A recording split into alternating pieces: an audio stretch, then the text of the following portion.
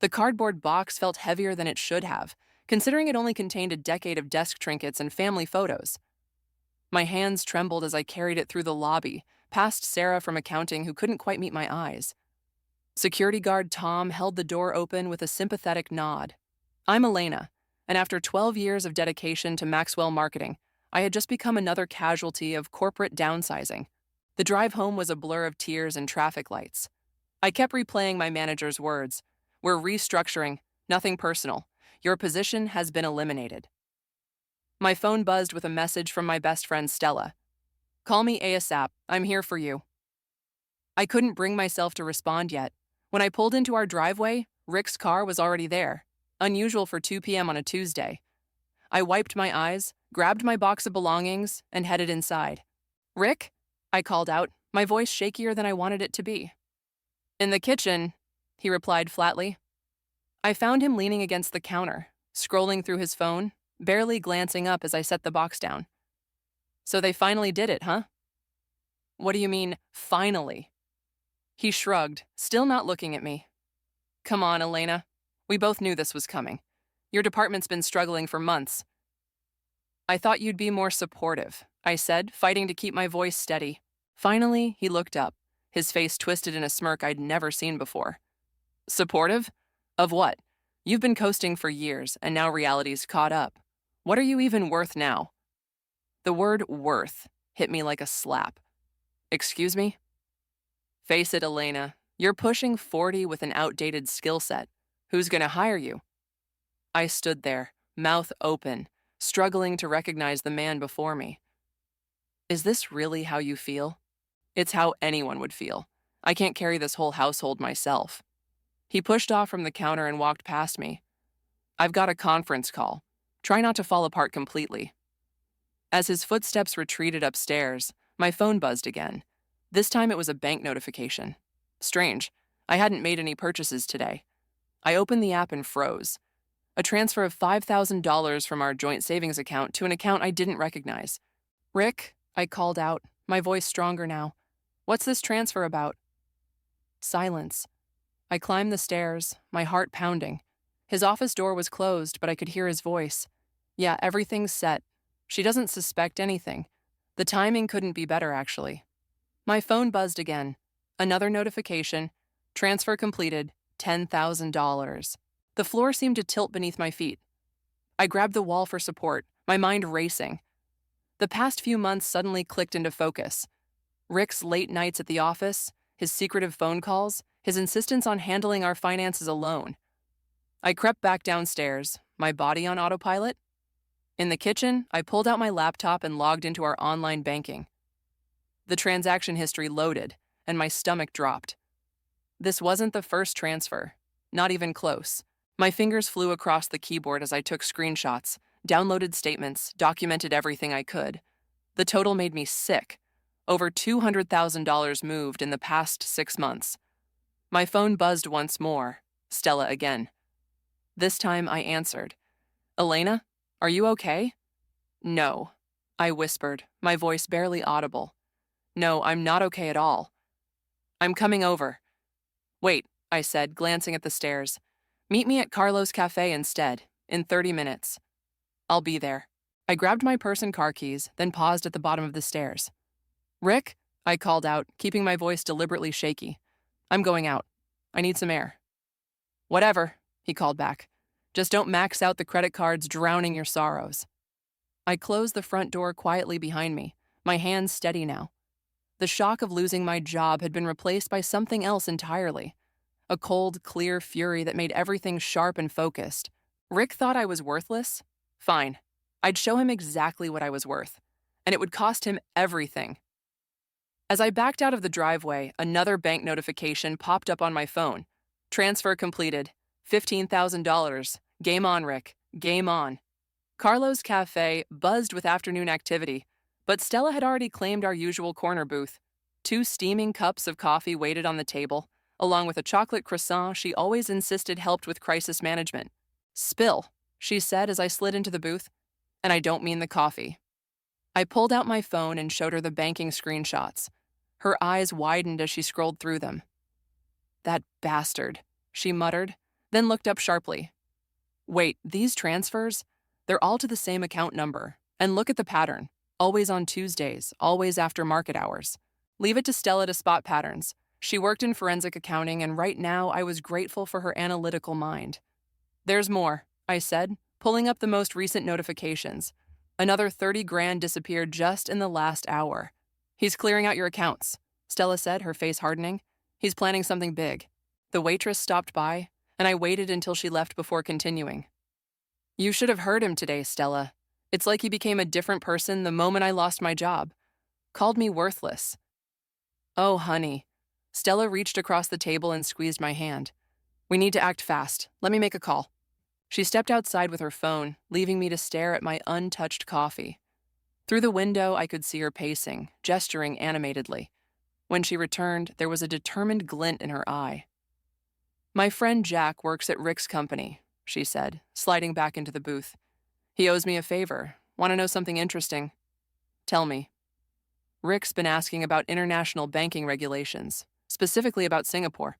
My coffee cup froze halfway to my mouth. Singapore? It gets better. Jack overheard Rick talking about property viewings there next week. He's got a flight booked and everything. The cup clattered back to its saucer. He's running. With your money, Stella added. But here's the thing. He's sloppy. These transfers, they're traceable. And that account number, I ran it through our database. You're not supposed to do that. She waved off my concern. The account's registered to a shell company. Guess who's the primary signatory? Rick? His sister Margaret? The one who conveniently moved to Singapore last year. Everything clicked into place. The frequent calls to Margaret, the sudden interest in Asian markets, the suspicious business trips. What do I do? I asked, my voice barely a whisper. Stella pulled out a business card. You call this person Remington Holmes, best divorce attorney in the state, specializes in financial fraud cases. Divorce? The word felt foreign on my tongue. Elena, look at me. Stella's voice was steel. He's stealing your money, planning to leave you destitute and flee the country. What exactly are you waiting for? My phone buzzed again. Another bank notification. This time it was different. A confirmation of a wire transfer to Singapore Airlines. He's booked his flight, I said, showing Stella the screen. For when? Next Thursday. Stella grabbed her purse. We're going to Remington's office. Now. No appointment needed. I already called. As we stood to leave, a familiar voice froze me in place. Elena? What a surprise. Rick's friend Tom stood by our table, all fake smiles and concerned eyes. Tom, I managed, forcing a weak smile. Just having coffee with Stella. Rough day, huh? Rick mentioned the layoff. Such terrible timing, with him planning to be away next week for that conference. Stella's hand found mine under the table and squeezed hard. Conference? I asked innocently. Yeah, in Singapore. Didn't he tell you? Big deal, apparently. Career-changing stuff. Must have slipped his mind, I said, my voice steady despite the rage building inside. You know how he gets with his big projects. Tom nodded sympathetically. Well, hang in there. I'm sure things will work out. We watched him leave, and Stella turned to me with fire in her eyes. Still having doubts about calling that lawyer? I picked up Remington's card, running my thumb over the embossed letters. What time did you say the appointment was? In 30 minutes. Stella grabbed her keys. And Elena, bring those bank statements. As we walked to her car, my phone buzzed one final time. A text from Rick. Working late tonight. Don't wait up. I showed it to Stella, who snorted. Yeah, I bet he is. Probably packing his bags already. Let him pack, I said, sliding into the passenger seat. But he's not going anywhere with my money. The engine roared to life, and so did something else inside me. A determination I hadn't felt in years. Rick thought I was worthless. I was about to prove him very, very wrong. Remington Holmes's office wasn't what I expected. Instead of mahogany and leather, it was all clean lines and modern art. The lawyer herself matched her space. Sharp, contemporary, and straight to the point. So, she said, spreading my bank statements across her glass desk, your husband's planning a permanent vacation with your money. That's what it looks like, I replied. She tapped a manicured nail against one of the transfers. No, that's what it is. This isn't subtle. He's not even trying to hide it. Because he thinks I'm too worthless to fight back, I said, the words bitter in my mouth. Remington looked up, her green eyes intense. Are you? No.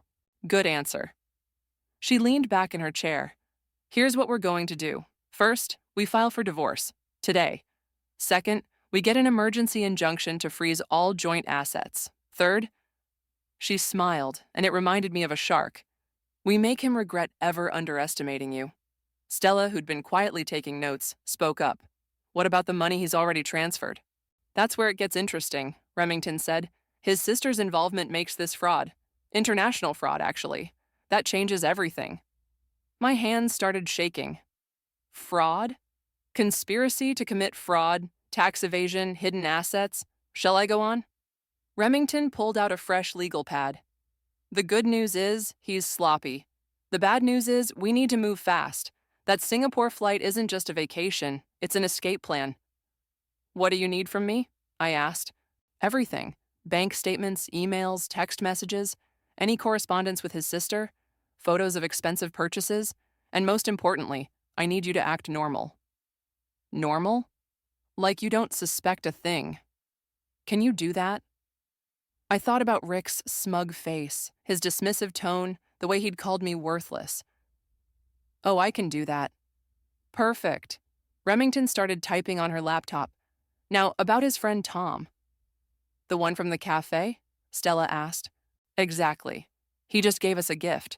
Verbal confirmation of Rick's travel plans. We'll need a sworn statement. My phone buzzed. Rick again. Grabbing drinks with Tom. Don't cook dinner. Remington read the message over my shoulder and smiled. Even better. Tom's loose-lipped when he drinks. Stella, you said you know him? Through work events, Stella confirmed. Good. Take Elena there. Make it look accidental. Get him talking about Rick's big Singapore plans. Won't Rick be suspicious if I show up? I asked. Not if you play it right, Remington said. You're the devastated, newly unemployed wife seeking comfort. Men like Rick expect their victims to be weak. Use that. She pulled out a small device from her desk drawer. Voice recorder. State of the art. Get Tom talking about Rick's plans, his sister, anything about Singapore. My hands closed around the recorder. Is this legal? In this state? Single-party consent. Just make sure you're part of the conversation. Stella checked her phone. They're at O'Malley's. We can be there in 15 minutes. Remington nodded approvingly. Perfect timing. Elena, remember, you're hurt, vulnerable, maybe a little drunk. Let Tom's protective instincts kick in. Men like that love to comfort a damsel in distress. What about the emergency injunction? I asked. I'm filing it first thing tomorrow. By the time Rick realizes what's happening, every joint account will be frozen. She handed me a stack of papers. Sign these now. Once you leave here, you're starting the performance of your life. As I signed, Remington continued outlining the plan. We'll have copies of these documents delivered to his office tomorrow afternoon. Maximum impact, maximum embarrassment. By the time he gets home, he'll find changed locks and a restraining order. Restraining order? I looked up from the papers. Financial abuse is still abuse, Elena, and given his pattern of behavior, a judge will agree. She took the signed documents and handed me her card. My personal cell is on the back.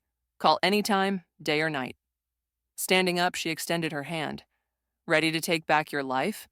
I shook it firmly. More than ready. Good. Now go get me that recording. And Elena? She caught my arm as I turned to leave. When he calls tomorrow, raging about the divorce papers, remember, every word he says is evidence. Keep your phone recording. In the elevator, Stella squeezed my shoulder. You okay? I'm angry, I replied, surprised by how steady my voice was. And for the first time in weeks, that feels good. Channel that anger, she said as we reached her car. But remember what Remington said. Tonight, you're devastated and vulnerable. I touched the recorder in my purse and thought about Rick's dismissive smirk, his casual cruelty, the hundreds of thousands he'd stolen. Don't worry, I said as we pulled out of the parking lot. I'll give the performance of my life. O'Malley's neon sign glowed in the distance. Somewhere inside, Rick was probably laughing, planning his escape, thinking he'd won.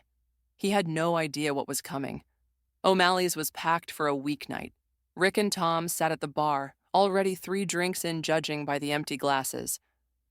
Stella squeezed my arm before heading to a table in the corner, leaving me to approach them alone. Elena? Rick's surprise seemed genuine. What are you doing here? I let my shoulders slump, playing up the defeated wife role. I just, I couldn't sit at home alone, not today. Tom immediately slid over, making room. Here, have my seat. Let me buy you a drink. Thanks, Tom. I managed a weak smile, noting Rick's irritated expression. Whiskey sour, Rick said to the bartender before I could order. It's all she drinks. Wrong. I hadn't touched whiskey in years, but tonight I'd drink battery acid if it helped sell this performance. So thoughtful, I murmured, settling onto the bar stool. The recorder in my purse clicked on silently. Tom was just telling me about his renovation plans, Rick said pointedly. Actually, Tom interrupted, I was telling Rick how excited I am about his Singapore project. Man, what an opportunity. Rick's knuckles whitened around his glass. Tom, permanent relocation to Asia? That's huge, Tom continued, oblivious to Rick's growing discomfort. And your sister already having that sweet setup there? Perfect timing. I took a long sip of whiskey, hiding my expression. Permanent relocation? Tom's drunk, Rick cut in sharply. He doesn't know what he's talking about. No, you showed me the property listings. Tom protested. That penthouse apartment was incredible. What was it, $3 million? The whiskey burned my throat. $3 million. That's where my money was going. I need some air, I announced, standing abruptly. Perfect timing. Stella appeared at my elbow. Elena? Oh my God, what a coincidence. Come sit with me. I let her lead me away, feeling Rick's eyes boring into my back. We settled into a booth where we could still see the bar. Did you get it? Stella whispered. I patted my purse. Every word, including the $3 million penthouse. Look, Stella nodded toward the bar. Rick was practically dragging Tom toward the bathroom, probably for damage control. My phone buzzed. Remington, documents filed. Injunction hearing tomorrow at 9 a.m. Be ready. Elena, Tom's voice boomed across the bar as he returned, breaking free from Rick's grip. You never told me what you think about Singapore. The food there is amazing. Rick's sister, Margaret, says... That's enough, Rick snapped, but Tom was on a roll. And that offshore account she set up for Rick? Genius. Tax-free and everything. The entire bar seemed to go quiet. Rick's face turned an interesting shade of purple. I think it's time to go, he growled, throwing cash on the bar. But I haven't finished telling Elena about... Now, Tom. I watched them leave, Tom still chattering about Singapore's banking system while Rick practically shoved him through the door. Well, Stella said, that was easier than expected. My phone buzzed again. Rick, don't wait up. Staying at Tom's to finish discussing business. Translation, he's damage control, Stella snorted.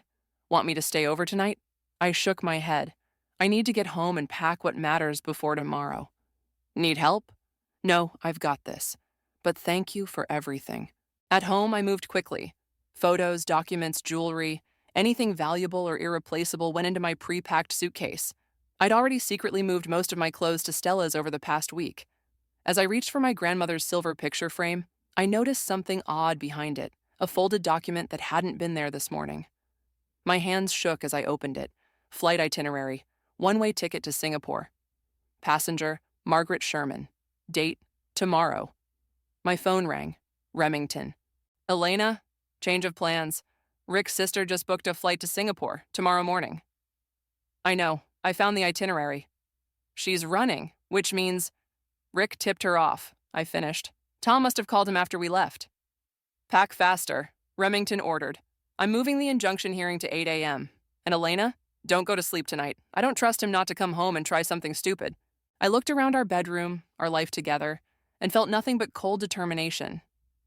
Don't worry, I said, zipping up my suitcase. I'm already gone. As if on cue, my phone lit up with a final bank notification. Transfer attempted, 500,000, transfer failed. Remington had already frozen the accounts. Game over, Rick.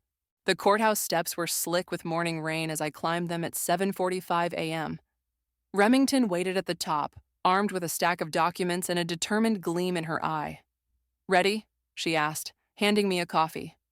Before I could answer, a familiar voice boomed across the courthouse plaza. Elena! Rick stormed toward us. His expensive suit wrinkled, his face twisted with rage. What the hell is this? Frozen accounts? Divorce papers? Mr. Sherman, Remington stepped forward. I advise you to step back and communicate through your attorney. My attorney? He laughed, harsh and ugly. This is ridiculous. Elena, stop this nonsense right now. Or what? I kept my voice steady. You'll call me worthless again? You're being hysterical, he spat. This is exactly why I... He caught himself, but too late. Why you what? Remington pressed. Why you plan to abandon your wife and flee to Singapore with stolen money? Rick's face went pale. I don't know what you're talking about. Really? I pulled out my phone and played Tom's drunken confession from last night. Rick's expression shifted from shock to fury. You recorded that, you sneaky bit... Mr. Sherman! A sharp voice cut through the tension. Judge Serenity Ortiz stood at the courthouse doors, her dark eyes narrowed. Is there a problem here? No, Your Honor, Remington answered smoothly. We were just heading in for the emergency injunction hearing. Ah, yes, the 9 a.m. Judge Ortiz checked her watch. Though given Mr. Sherman's behavior, perhaps we should start early. Inside her chambers, Rick's hastily summoned attorney looked increasingly uncomfortable as Remington laid out her evidence. Bank transfers to Singapore totaling over $200,000, she began. Property inquiries in excess of $3 million. A one-way ticket booked for tomorrow morning. And most damning, she pulled out a final document. This mortgage application for a Singapore penthouse, co-signed by Margaret Sherman just this morning. This is harassment, Rick interrupted. Elena's just bitter about losing her job. Judge Ortiz raised an eyebrow. Mr. Sherman, did you or did you not attempt to transfer an additional $500,000 last night? That's my money too. Actually, Remington interjected, 60% of their joint assets came from my client's inheritance and salary. We have documentation. The judge studied the papers before her. Mr. Sherman, where is your sister right now? Rick shifted in his seat. I don't know. Really? I pulled out my phone again, showing a live location map. Because according to this tracking app she made me install on her last visit, she's at the international terminal right now. Rick's attorney winced. Your Honor, Remington said, we request an immediate freeze on all assets and an emergency restraining order. We also ask that Mr. Sherman's passport be surrendered to the court. Granted, Judge Ortiz said without hesitation. And Mr. Sherman, consider yourself lucky if criminal charges aren't filed. This is insane. Rick stood up so fast his chair toppled. Elena, you can't do this to me. Actually, Judge Ortiz's voice could have frozen fire. She just did. Bailiff, please escort Mr. Sherman to surrender his passport and call the airport. Have them detain Margaret Sherman for questioning. As Rick was led away, still protesting, my phone buzzed. Stella, Margaret's flight just got canceled. She's being held by airport security. It's not over, Remington warned as we left the chambers. The full divorce hearing will be ugly. I know, I said, watching Rick argue with the bailiff down the hall, but he's not running away with my money. No, he's not. She smiled grimly. And Elena? That tracking app trick? Brilliant. There was no tracking app, I admitted, but I knew he'd panic and reveal where she was. Remington laughed out loud. Oh, I like you. Want to get breakfast? We need to discuss our strategy for...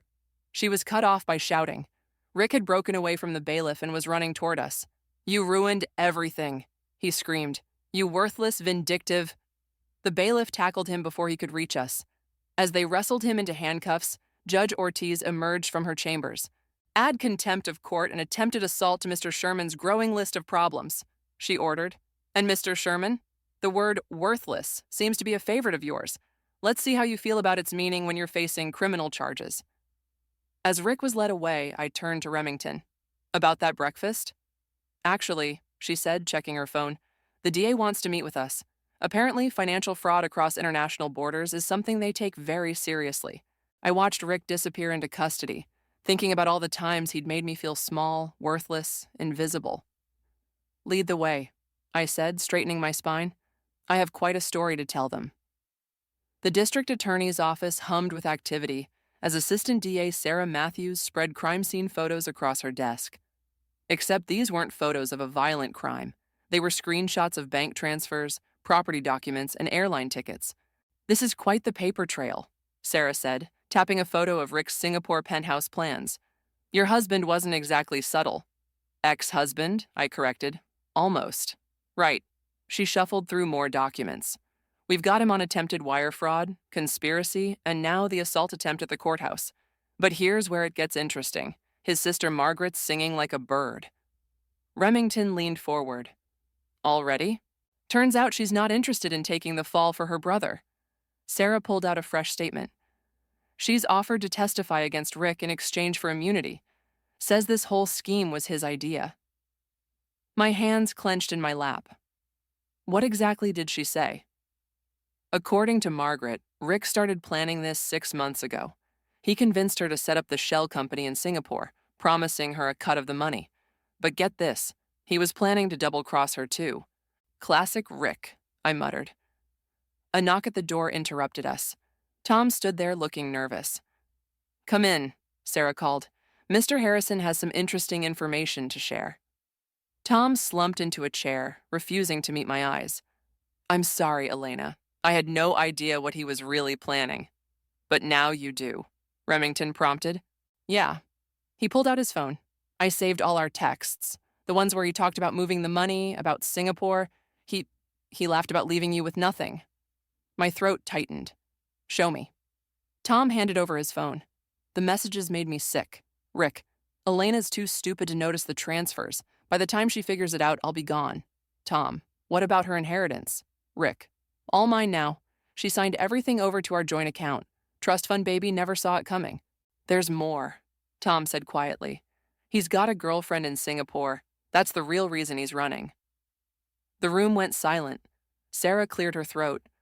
That would explain the second ticket we found booked under a false name. I think I'm going to be sick, I whispered. Channel that feeling, Remington advised. We've got the divorce hearing tomorrow. This is all ammunition. Sarah nodded. And with these new developments, we're adding tax evasion charges. The IRS is very interested in those offshore accounts. My phone buzzed. A text from Rick's attorney. My client wishes to discuss a settlement. No, I said before anyone could speak. No settlements. I want him to face everything in court. It won't be easy, Remington warned. He'll try to paint you as a vindictive wife out for revenge. Let him try. I handed Tom back his phone. I've got the truth on my side. And us, Tom added. I'll testify about everything. Sarah gathered her documents. The criminal charges will proceed regardless of any civil settlement. Mr. Sherman is looking at serious prison time. As if on cue, my phone buzzed again. This time it was Rick himself, calling from jail. I put it on speaker. Elena, baby, please, his voice crackled. We can work this out. I'll give you half of everything. Just drop the charges. Half of everything? I repeated. You mean half of my everything? The money you stole? I didn't steal. Goodbye, Rick. Wait, what about all our years together? Don't I deserve... I hung up.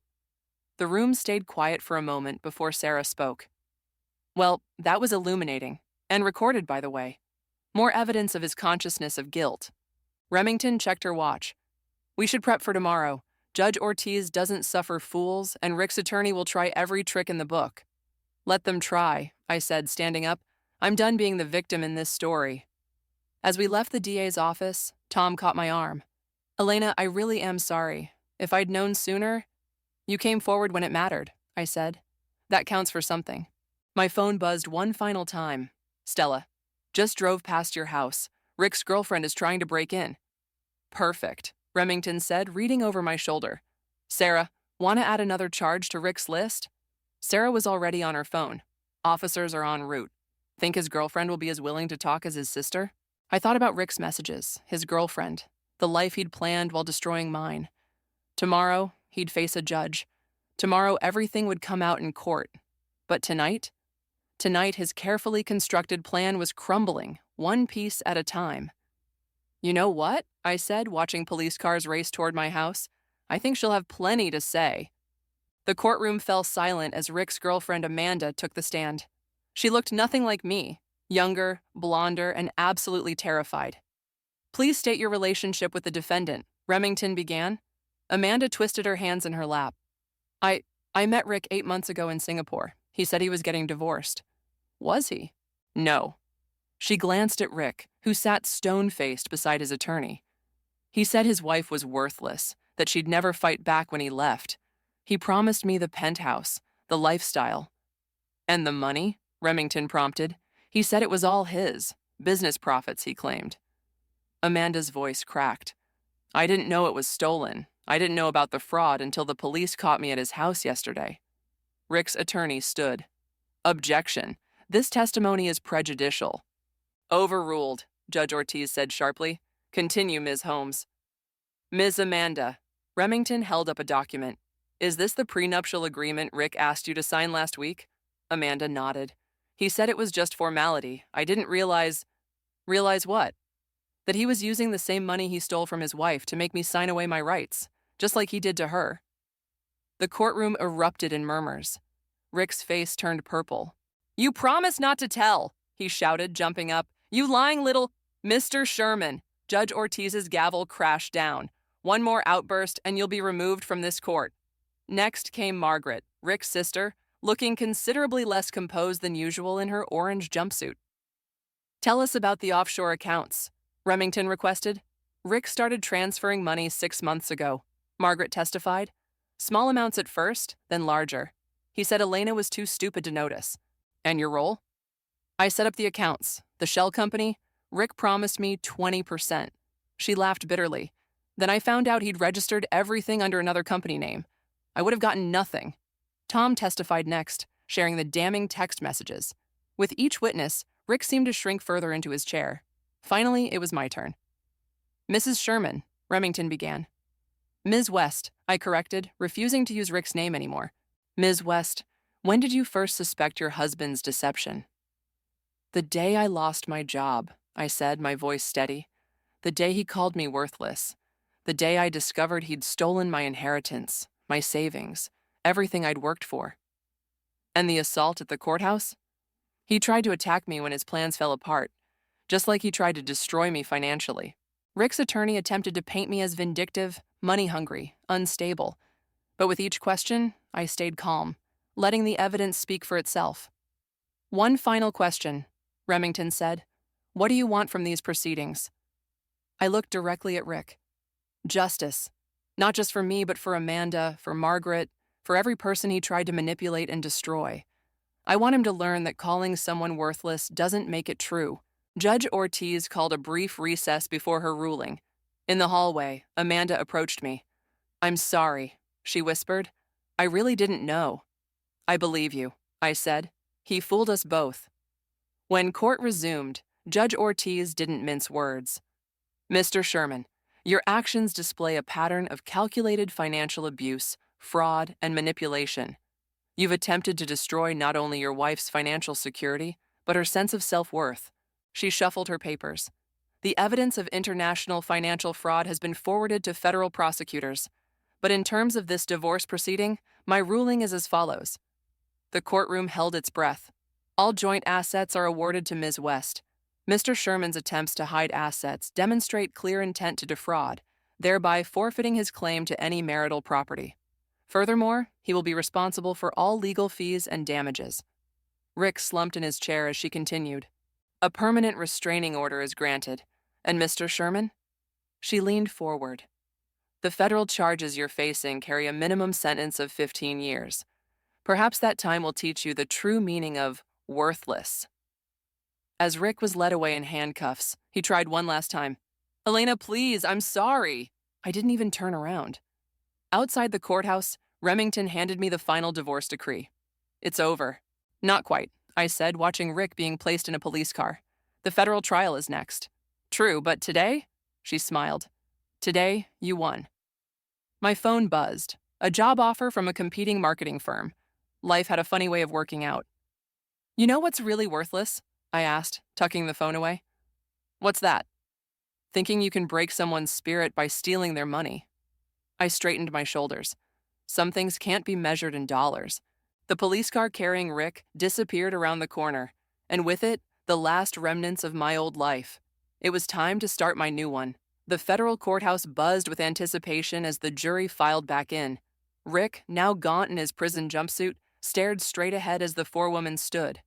On the charge of international wire fraud, how do you find? Guilty.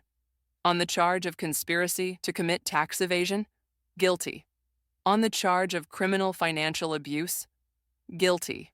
Each verdict felt like another brick falling from the wall Rick had built around my life. I squeezed Stella's hand as the judge prepared to announce the sentence. Mr. Sherman, the judge began, your calculated abuse of trust, both personal and financial, demonstrates a pattern of behavior that this court cannot ignore. 20 years in federal prison, no possibility of parole for 15. As Rick was led away, Remington touched my arm. Ready for the press conference? I nodded.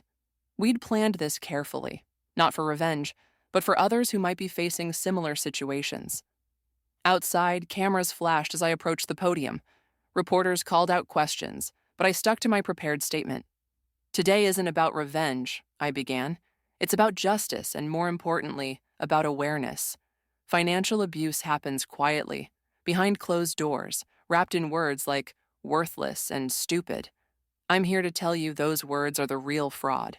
My phone buzzed. A message from Amanda. Just testified against his Singapore contacts. More arrests coming.